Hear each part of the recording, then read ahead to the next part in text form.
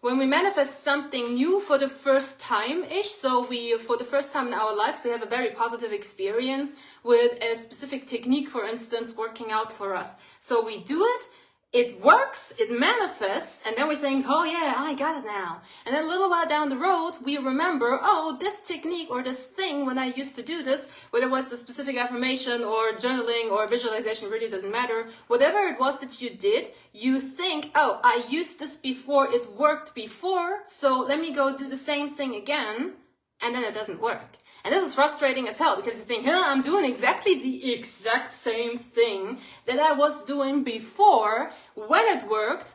What is now the issue? Why is it not working anymore? Why all of a sudden is the stuff that is coming, that used to come easy to me, that used to work, not working for me anymore? And the thing is, the why, the answer to that question of why is your intention behind. The first time you did this, you were a different person with a different aspect, a different activated aspect of self, or a different self-concept in the moment where you tried it out for the first time. So what happens often, especially with stuff like money, is that we find something and it feels good. And because it feels good, we are inspired to test it out. So we come from a very open, no resistance, no pressure, curious perspective. We are not very fixated in the outcome. We do not have demands yet. We do not have massive resistance or pressure on that yet. We are just in a good place, feel good, feel inspired, and do it. And because we are feeling good while we're doing it, and because it is inspired and not forced, it is usually working.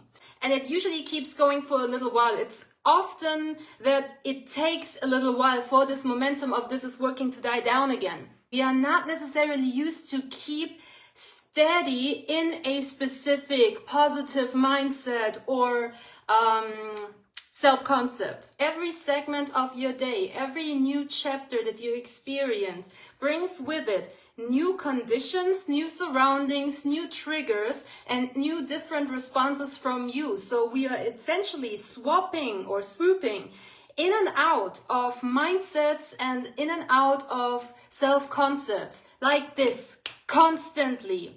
You wake up, you're in one mindset.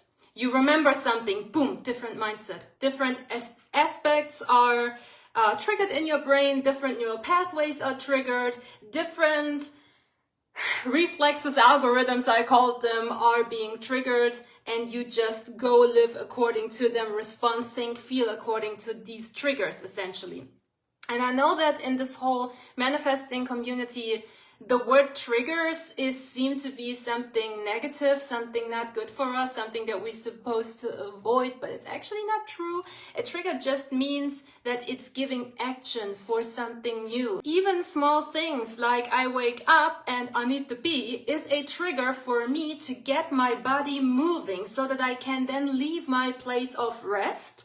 There are several physical laws that are also playing a role in this. A body at rest will most likely stay at rest until it gets triggered into something else, right? And this trigger can be judged by us to be positive or negative. It doesn't really matter, but it's a very normal, common thing. So I get triggered into I need to pee. Now, depending on whether or not I'm tired or whether or not a cat is on my belly, right? I may judge this trigger to be as something positive, right? If I had a good night's sleep, I feel good, the sun is shining, I'm ready to go about my day, then I experience the trigger of, yo, we need to take a morning business, let's get, to stand up, go to the bathroom, right? I might see this as something pleasant, because yeah, of course, I just wake up, I go take my morning piss, and that's it, right? But if I'm tired, and I woke up maybe because my alarm was ringing, and I did not sleep enough, and then there are 10 cats on top of me, and I really don't want to get up, but then I need to pee. Oh my God, why do I need to pee? Lemon, can you go pee for mommy, please? You see, it is really our own judgment of this, but these triggers happen constantly, 100 million times a day. And for the most part, we are not even aware of this. But these triggers come and go and come and go and come and go. So we essentially change scenery all the damn time. And we need to readjust ourselves to this new segment, this new chapter, this new scenery all the damn time. Now, when these new sceneries and chapters and triggers are somewhat judged by us to be in our favor, it is very easy for us to keep this, Esther Hicks calls it high-flying disc. Again, law of attraction community calls it high vibe. Law of assumption community calls it state, right? It's easy for us to keep the state somewhat going. We may wobble a little bit. We may feel a little bit more better or blissful, and then a little bit less, and a little bit more, a little bit less, but we are like dominantly in this place. But if there is something that is challenging for us, something that is triggering in our brain, a chain reaction that leads to us remembering beliefs that are not in our favor in the situation that we are in, we get challenged, we feel bad, and then we usually judge this bad feeling as something negative. And we start then looking at the thing that we don't want for the sake of making it go away, which is completely, we got it twisted. So we then get obsessed with the thing that we don't want. We keep looking at the thing that we don't want, and boom, we fall out of alignment. And then you try to use whatever technique, visualization, affirmation, or whatnot, to make it happen. Not because it makes you feel good anymore, not because you're inspired to do it, but because you think, when I use this technique, last time I used it, it worked. So now I'm gonna use it again, and I'm gonna force manifest a bunch of money into my life with this. And this is where you're wrong. This is why it is not working anymore. It is not the technique that manifests. It is never any type of affirmation, affirmation tape, scripting, or what else? Visualizations. None of these techniques manifest. You really need to understand this.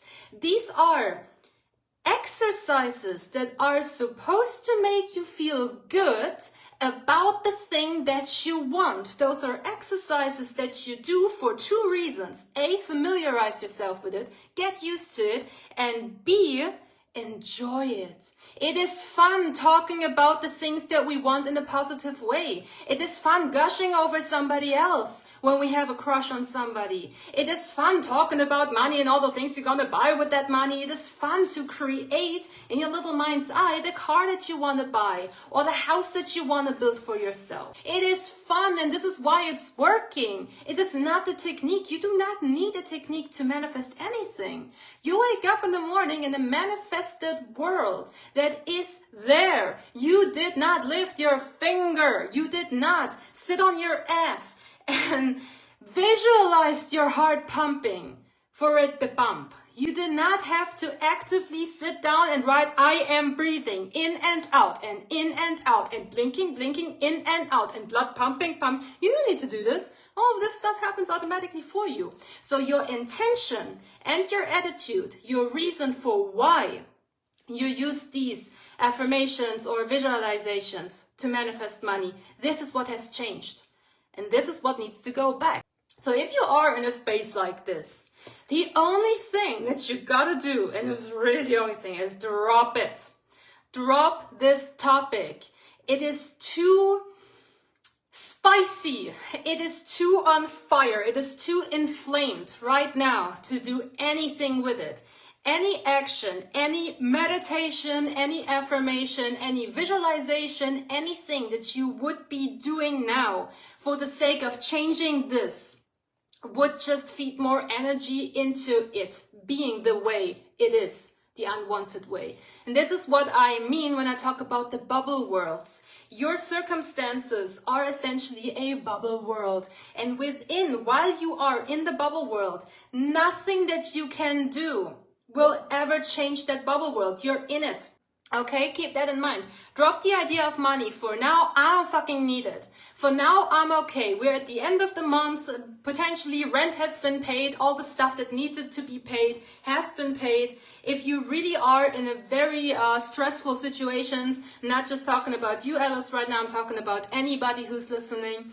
If you're really in a tight spot, by all means, go ask for a loan. Go ask mommy or daddy. Ask your best friend if you can borrow something, just so you can survive this. But for the biggest part of your day, the topic of money needs to just fuck off. Don't talk about it. Don't think about it. Whenever your brain comes up, just like, shh, Be the sky about it. Sit there, don't think, feel, anxiety, stress, disappointment. It feels here, there. I feel it in my toes. I feel it in the tip of my hair.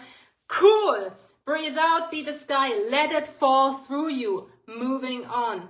God damn it, that felt good. Thank God it's out of my system. And go do something, anything at all, that you can use as an excuse to get back into alignment with yourself. Whether this is drinking a really good coffee, or hanging out with your pets, or hanging out with friends, or dancing, or anything that you know you do and it makes you feel happy. And from this happy place, from this I feel good in my own skin and I like my life place, by then you have already left this bubble world of everything is shit with the money completely. And from that space, you then look at the money situation again, and then you evaluate it. And from there on, you go do things. Never, and that counts for everybody, never use any kind of technique for the sake of making it happen. This is efforting. This is not manifesting. It's not working.